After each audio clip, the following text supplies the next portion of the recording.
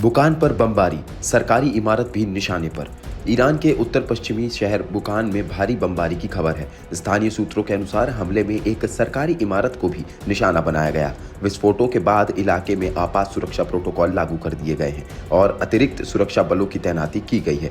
अभी तक आधिकारिक तौर पर हताहतों की संख्या जारी नहीं की गई है, लेकिन रेस्क्यू ऑपरेशन जारी बताया जा रहा है। बुकान का भौगोलिक और सामरिक महत्व इस घटना को और गंभीर बना देता है। ये इलाका लंबे समय से संवेदनशील माना जाता रहा है और यहाँ किसी भी तरह की सैन्य गतिविधि व्यापक क्षेत्रीय प्रभाव डाल सकती है। ईरानी प्रशासन ने इस हमले को राष्ट्रीय संप्रभुता पर सीधा प्रहार बताया है। फिलहाल ये स्पष्ट नहीं है कि हमला किसने किया, लेकिन सुरक्षा एजेंसियां संभावित बाहरी हस्तक्षेप और क्षेत्रीय प्रतिबद्धता के एंगल से जांच कर रही हैं। इस घटनाक्रम से संकेत मिलते हैं कि मौजूदा क्षेत्रीय तनाव अब जमीनी स्तर पर और तेज हो सकता है। सरकारी इमारत को निशाना बनाए जाने को प्रतीकात्मक और रणनीतिक दोनों रूपों में देखा जा रहा है। अंतर्राष्ट्रीय समुदाय की नजर अब तेहरान की संभावित प्रतिक्रिया पर टिकी है, क्योंकि जवाबी कार्रवाई की स्थिति में संघर्ष और व्यापक हो सकता है। अमेरिकी सीनेट में बिल खारिज, हमले रोकने का प्रस्ताव। ईरान पर सैन्य कार्रवाई रोकने के उद्देश्य से लाया गया प्रस्ताव अमेरिकी सीनेट में खारिज कर दिया गया है। यह प्रस्ताव कार्यपालिका की सैन्य शक्तियों को सीमित करने के लिए पेश किया गया था, लेकिन आवश्यक समर्थन हासिल नहीं कर सका। यूनाइटेड स्टेट्स सीनेट में इस वोटिंग का नतीजा ये संकेत देता है कि फिलहाल अमेरिकी प्रशासन को ईरान के खिलाफ अपनी मौजूदा नीति जारी रखने में विधायी बाधा का सामना करना पड़ेगा। प्रस्ताव के समर्थकों का तर्क था कि बिना औपचारिक युद्ध घोषणा के निरंतर सैन्य कार्रवाई संवैधानिक और रणनीतिक जोखिम पैदा कर सकती है। वहीं विरोधी पक्ष का कहना था कि क्षेत्रीय सुरक्षा और अमेरिकी हितों की रक्षा के लिए प्रशासन को लचीलापन मिलना चाहिए। इस नतीजे ने स्पष्ट कर दिया कि वॉशिंगटन में ईरान नीति को लेकर राजनीतिक सहमति अभी दूर है।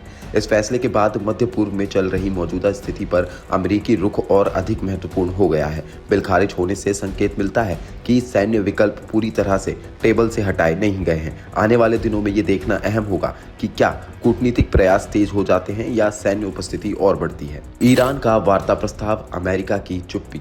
तनाव के बीच ईरान ने बातचीत का न्योता भेजा है। तेहरान की ओर से संकेत दिया गया है कि वो क्षेत्रीय स्थिरता और तनाव कम करने के लिए संवाद के लिए तैयार है। हालांकि अब तक अमेरिका की ओर से इस प्रस्ताव पर कोई आधिकारिक प्रतिक्रिया सामने नहीं आई है।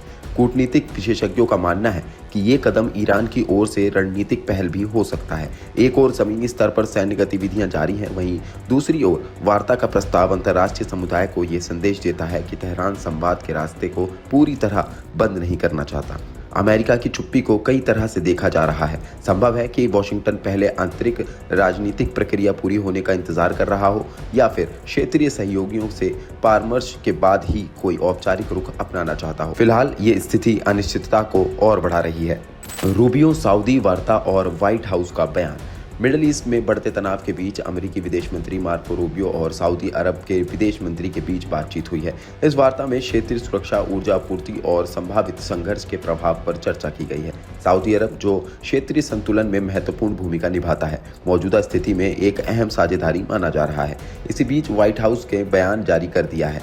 ईरान पर हमला उसके कई सीधे खतरों के जवाब में किया है। अमेरिका का कहना है कि ये कदम अमेरिकी हितों और सहयोगियों की सुरक्षा के लिए आवश्यक था। हालांकि इस दावे के समर्थन में विस्तृत सार्वजनिक साक्ष्य साझा नहीं किए गए हैं। इन घटनाओं से स्पष्ट है कि स्थिति बहुस्तरीय हो चुकी है। सैन्य कार्रवाई, कूटनीतिक संवाद और राजनीतिक निर्णय तीनों समांतर चल रहे हैं। आने वाले दिनों में ये तय होगा कि तनाव कम करने की दिशा में प्रगति होती है या संघर्ष और व्यापक रूप लेता है। फिलहाल अंतर्राष्ट्रीय समुदाय की निगाहें वॉशिंगटन और तेहरान दोनों पर टिकी हैं। हमारी रिपोर्ट आपको कैसी लगी हमें कमेंट में जरूर बताएं और ऐसी तमाम जानकारी के लिए बने रहिए स्टेट मिरर के साथ।